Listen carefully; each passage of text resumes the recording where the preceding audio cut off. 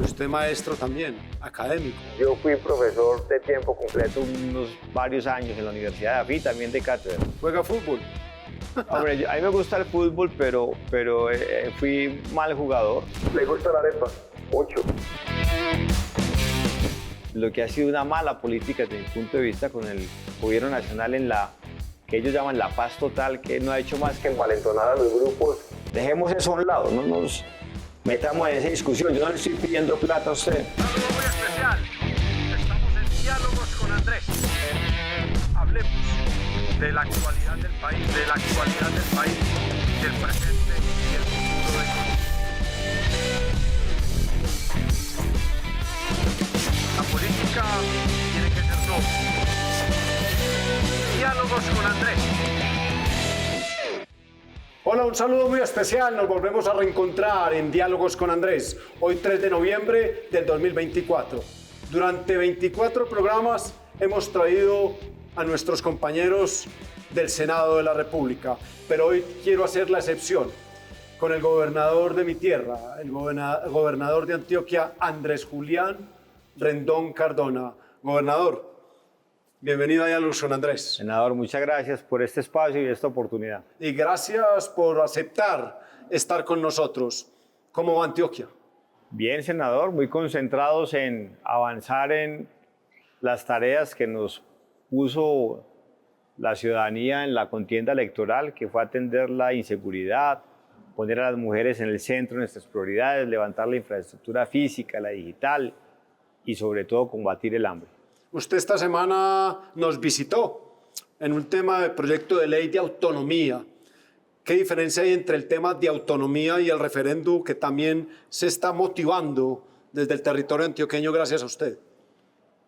Hay varias. Una primera es que el SGP ha demostrado ser un mecanismo ineficiente para equiparar las condiciones entre las regiones y entre los colombianos en el país. Un SGP, así se doble, nos sigue manteniendo con dependencia del centralismo. Pero de alguna manera, todo lo que sea quebrarle el espinazo al centralismo ayuda. Por eso estuve acompañando en el Congreso la votación que hacía el Senado sobre ese acto legislativo, porque al fin de cuentas, una vez se reglamente los cambios constitucionales, bien de este acto legislativo o bien del referendo, en una ley de competencias, el gobierno nacional central tendrá que reducirse, dejar de hacer cosas que no tiene sentido que las mantenga el gobierno nacional central y se las traslada a las regiones. Le escuchaba a usted en el debate de la plenaria del Senado adelgazar el Estado, que no es posible que hagan una red terciaria, una batería de baños, que estén pendientes de eso, sino de lo macro del país. Es que a la hora de distribuir las competencias entre los distintos niveles de gobierno, tiene que hacerse con vocación de eficiencia de cuáles son los bienes públicos que merecen ser prestados a nivel local, cuáles a nivel regional, cuáles a nivel nacional. Más temprano que tarde, la nación colombiana deberá llegar solo a encargarse de los 4 o 5 bienes públicos por excelencia con vocación nacional. Esto es las relaciones internacionales, la defensa y la seguridad nacional, la justicia y la política macroeconómica. Pero ¿qué hace hoy el gobierno nacional construyendo una plaza de mercado en Titiribí? ¿O qué hace financiando y construyendo una red vial terciaria? ¿O también avanzando en un mejoramiento de vivienda? Esas son cosas que aún a un alcalde le queda difícil hacerle seguimiento porque de alguna manera son procesos complejos. Pero por supuesto, un alcalde podrá hacer una mejor tarea en su ejecución, en su supervisión, de lo que podría hacer la nación.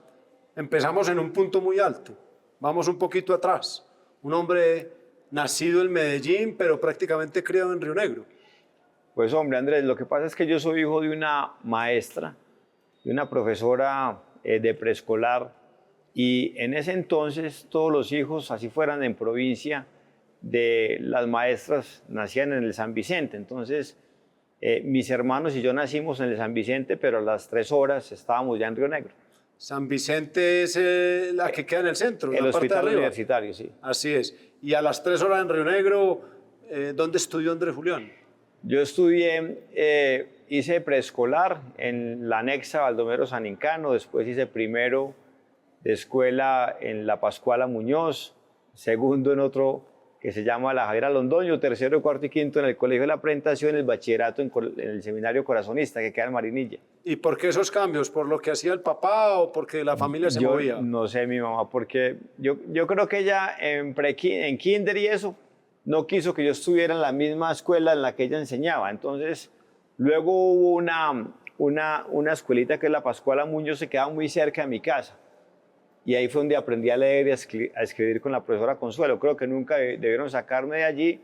Y el otro cambio de segundo no entiendo por qué pudo haber sido. Y ya tercero, cuarto y quinto sí en la presentación. Y ya el bachillerato, en la presentación no había bachillerato para hombres. Entonces nos metieron a un muy buen colegio, que es el Seminario Corazonista. Usted maestro también, académico. Yo fui profesor de tiempo completo varios años en la Universidad de AFI, también de cátedra. ¿Qué materias daba? Bueno, daba sobre todo economía del sector público, microeconomía, y había una, digamos, de contextualización que llamaba Colombia Política de Desarrollo, también di política económica, varios cursos. ¿Y en el deporte? ¿Le encanta el trote? ¿Juega fútbol? Hombre, a mí me gusta el fútbol, pero fui mal jugador, entonces... ¿Qué posición utilizabas? No. ¿Lateral derecho? De medio estorbo izquierdo. No, pero en realidad realmente yo tengo que decir que descubrí el deporte tarde, infortunadamente, pero me quedé en él una vez lo descubrí y procuro sobre todo correr y nadar con alguna frecuencia. ¿Haces distancia de 21 kilómetros? Sí, señor. ¿Cierto que sí? Sí, medias maratones es lo que he hecho. Nunca he dado el salto hacia la maratón. Algún día habrá que darlo. ¿Te gustaría hacerlo?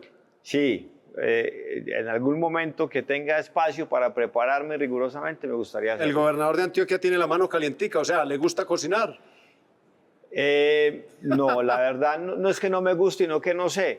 Entonces sé hacer cosas muy básicas, muy rudimentarias, aunque a los niños míos les encanta un asadito que yo les hago. No sé por qué me queda bueno, porque realmente he sido más bien torpe en esas labores. Pero has hecho una evolución en el tema de la carne. Pues hombre, por lo menos pasamos de solo hacer arepa y huevo a ya hacer un asado. Es un avance. ¿Le gusta la arepa? Mucho. ¿Con qué le gusta la arepa? No, para mí un desayuno sin arepa es muy difícil que sea un desayuno, pero es que nosotros los antioqueños comemos arepa con todo. Yo recuerdo Cierto. que yo vivía aquí con mi papá y entonces en el restaurante sabía, aquí en Bogotá, y en el ¿En qué restaurante... año vivió acá con el papá? Más o menos entre el 95 y el 96, y ya sabían que cuando nosotros llegábamos a almorzar, y decían, llegaban los paisitas, recuerden la arepa que ellos no comen principio, otras cosas que le ponían al resto de los almuerzos. Y le pasa igual que a mí la arepa me la tienen que dar tostada, la blandita no la como. Yo realmente me acostumbré a comer de todo, pero por supuesto, y la arepa es tostada sabe tanto mejor. Así es, blanca, de mote o amarilla. Y la de chocolo es muy buena, cualquiera, También. en cualquier modalidad. ¿Quesito o cuajada? Cuajada. Muy bien. Gobernador, estos días lo veía en Teleantioquia hablando de ponerse al día en Antioquia. Eso me llamó mucho la atención, porque lamentablemente, usted lo decía, los políticos hablamos mucho de presente y futuro y hacer más, pero no ponerse al día.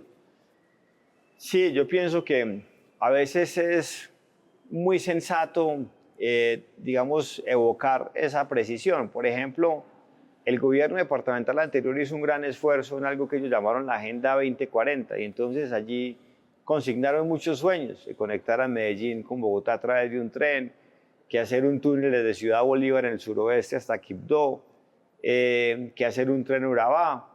Y cuando yo leía eso, y como yo ya estaba en campaña y recorría el departamento, yo decía, hombre, pero entonces ¿a qué horas vamos a poner solamente en estabilidad transitable 26.000 kilómetros de vías que están destruidas?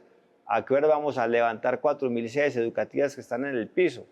¿A qué hora le vamos a dar capacidad resolutiva a las unidades hospitalarias que están en las regiones? ¿A qué hora vamos a tener cámaras de seguridad en las vías secundarias o aún en las cabeceras para darle tranquilidad a los antioqueños? Entonces, a veces con mucha sensatez pienso que uno tiene que decirle a los ciudadanos que no está proponiendo nada extraordinario, sino simplemente ponernos al día. Y esa reflexión me la dejó un paisano en Río Negro cuando yo hablaba del plan vial siendo alcalde, que pensaba que iba a ser una cosa realmente muy moderna, que iba a adelantar el municipio unos 70, 100 años, y un ciudadano me puso de nuevo con los pies en polvoroso y me dijo, hombre, no sea vanidoso, usted lo único que está haciendo es poner a Río Negro al día. Impuestos. Usted ha hablado claramente que la necesidad de cerrarle la brecha al hambre y que ese impuesto que usted lleva hacia allá ha disparado el pago de impuesto. Buena experiencia. Sí, los tributos por definición, senador, van a una bolsa común y entonces los ciudadanos muy pocas veces conocen cuál es el destino final de esos tributos. En países como Japón y Estados Unidos hicieron un experimento de conectar el pago de un impuesto anunciando la destinación que él mismo iba a tener. Y cuando yo estaba en campaña escuché eso una vez en un podcast y dije, ya sabía que había una situación de hambre bastante crítica en Antioquia y dije, hombre, esto tiene que ser el mecanismo para incentivar un mayor recaudo en el que ya reconocía como el mayor tributo, que era el impuesto vehicular. Y llegamos al gobierno, le propusimos ese cambio a la Asamblea Departamental. La Asamblea Departamental lo acogió y teníamos, senador, proyectados para este 2024 recoger 530 mil millones de pesos. Ya hemos recogido más de 600 mil millones de pesos. 70 mil 70 millones mil más. millones más. Los ciudadanos se conectaron con la destinación de ese tributo. Y con el mensaje del Y con el gobernador. mensaje, y eso fue muy importante. Usted habla de la región rural. Lo ve uno yendo y llegando a donde el conflicto, donde las fuerzas de la ilegalidad pegan en la región. Uno lo ve no en el despacho, lo ve en el trabajo diario en las 9 subregiones. Cree que la gobernación hay que sacarla de ese despacho, de la Alpujarra, y que cada territorio y cada antioqueño sienta que hay un gobernador atento a lo que está pasando. Claro, Andrés, el gobierno hace sentido es cuando se está donde la gente lo necesita a uno y donde las necesidades territoriales también lo invocan. Entonces, yo he procurado hacer eso, no solo ante situaciones que generan dolor, como son los propios de la inseguridad por cuenta de lo que ha sido una mala política desde mi punto de vista con el gobierno nacional en la que ellos llaman la paz total, que no ha hecho más que envalentonar a los grupos armados ilegales que de nuevo ponen desafíos de orden público sobre la escena, sino también para hablar con la gente, para escucharlo. Yo he manifestado que las mayores ocurrencias que yo he tenido no se me han ocurrido a mí, no han sido de mi propia cosecha, sino que han sido fruto de conversaciones con los ciudadanos. Los ciudadanos tienen una sabiduría convencional muy vasta que cuando uno la escucha se puede anticipar muy buenas soluciones a los problemas que hay en las regiones. ¿Cómo vivió, gobernador, el día que le dicen Puente Gavino, Nordeste Antioqueño, 7 vehículos de la UNP, donde llevan prácticamente las cabecillas de las disidencias o del ELN? Me imagino que usted ya en ese momento no lo sabía. ¿Cómo lo vive? ¿Cómo lo tramita? Ese fue un hecho muy importante porque con un solo retén, la fuerza pública pudo casi que desmantelar a toda la estructura que ha delinquido en el bloque Magdalena Medio de disidencias FARC. Infortunadamente el gobierno nacional después dejó ese operativo tan maravilloso en nada, porque algunos obligó a que los soltaran y algunos otros los convirtió en gestores de paz. Pero eso dejó un mensaje muy poderoso. Primero, una mala utilización de los recursos públicos. Yo tengo 2 alcaldes amenazados a quienes la gobernación les ha tenido que proveer unos vehículos blindados porque la UNP no se los ha provisto. Y entonces uno ve cómo recursos de la UNP, transportando bandidos con plata, con armamento, se utilizan mal. De otro lado, lo que se reflejó es que cuando usted le desata las manos a la fuerza pública puede asestar golpes importantes contra el crimen con un solo retén, que es un operativo básico de la fuerza pública, prácticamente había desmantelado el bloque Magdalena Medio. Pero bueno, estamos en estas circunstancias y nos toca avanzar a pesar de ellas. Paz total, gobierno Gustavo Petro, negociación con muchos frentes. En Antioquia pues están las disidencias, está la EMC, Estado Mayor Central, está el ELN, está el Clan del Golfo, y usted hace el proceso, observa lo que pasa allí en Puente Gavino y a los días oye la noticia que son gestores de paz. ¿Qué le queda al gobernador? ¿Cuál es el mensaje que puede dar el gobierno de esa manera? Pues es muy desconcertante y sobre todo muy frustrante para la fuerza pública. Es que los soldados y policías de Colombia son valerosos en esencia, en su mayoría. No tienen en su corazón un propósito distinto a combatir el crimen, el delito, a proteger a sus conciudadanos, y cuando acontecen cosas como las que usted describe, pues eso es muy frustrante para ellos. Por eso nosotros no hemos dejado de insistir en que el gobierno nacional saque el cese al fuego a la estructura que hoy tiene el cese al fuego, que es disidencias FARC, sacó al ELN, porque aún manteniendo una sola estructura dificulta el quehacer de la fuerza pública. Nosotros nos hemos encontrado con situaciones donde los bandidos se cambian de brazalete para despistar el accionar de la fuerza pública.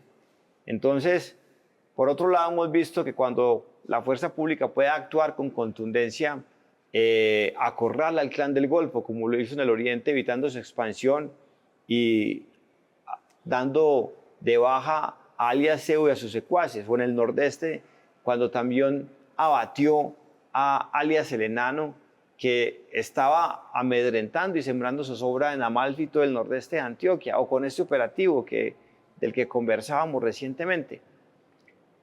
Hoy, infortunadamente, por cuenta de lo que hace el gobierno nacional, se han vuelto a poner en escena problemas de orden público casi tan críticos como los que registramos 20 años atrás. Por fin le entregaron una parte de los 19 kilómetros que hacen falta de Santa Fe de Antioquia al túnel del Toyo la semana pasada.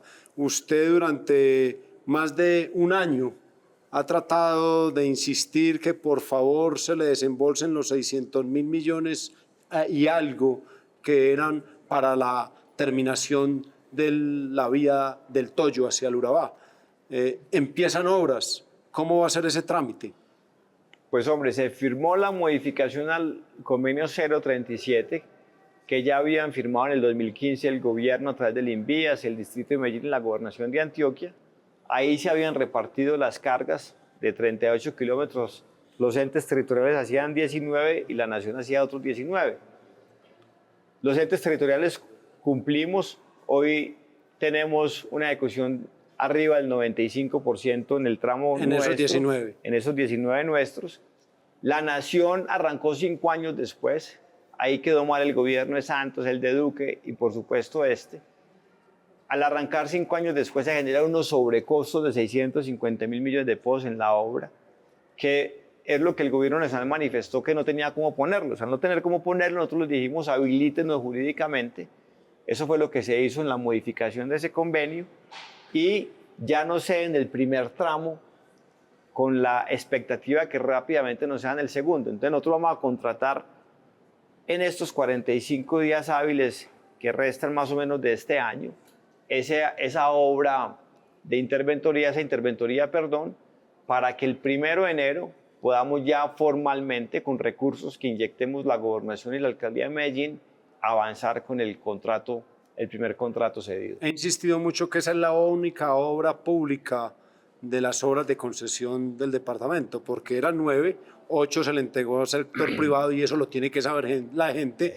Y lógico, era el túnel del Toyo, el túnel más largo de América. El sector privado dijo, más bien que lo coja lo público, y llegó Medellín, Antioquia y la Nación y asumieron para resolver. Así es. Digamos que a la hora de concesionar eso, la matriz de riesgos no daba, entonces no se habilitaba la concurrencia de un privado y por eso se decidió en su momento que fuera una obra pública. Doble calzada, túnel de Oriente, inició. ¿Se ve en obra ya? Inició. Se ve la obra sobre todo en el intercambio ya que se está haciendo en la llegada al aeropuerto.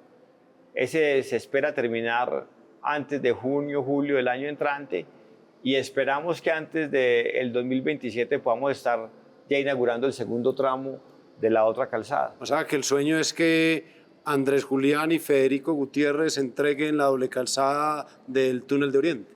El sueño es que puedan estar antes de 36 meses funcionando esas vías que además se han pagado con recursos de los ciudadanos. Así el aporte es. público ha sido muy poco y que por supuesto ha habilitado ese gran tráfico que ha tenido esa vía, la concurrencia del sector privado. Cuando usted hablaba del pago, duele que un presidente de la República mal informado le diga a Colombia que los recursos de las vías en Antioquia es para los ricos, sobre todo de las vías de Medellín, Comuna 14 a Río Negro. ¿No es así?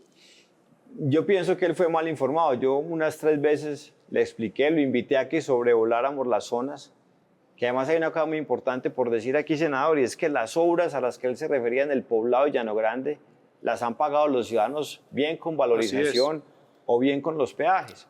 Pero fruto de la última aclaración creo que fue que se desató el que finalmente nos dieran el primer tramo del túnel del Toyo, porque yo le dije, presidente, pero dejemos eso a un lado, no nos metamos en esa discusión. Yo no le estoy pidiendo plata a usted para terminar las obras, simplemente habilítenos jurídicamente. Y él dijo, eso lo podemos negociar.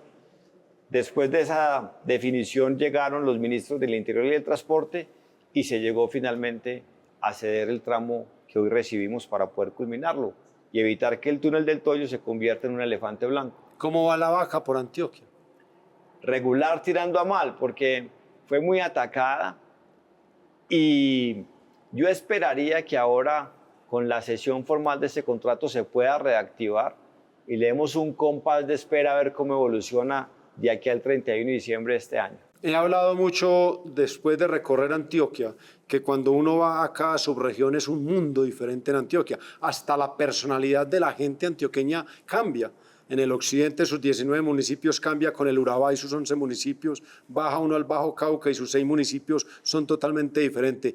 ¿Qué es lo que más le inquieta hoy al gobernador de Antioquia luego de prácticamente estar 10 meses como gobernador del departamento?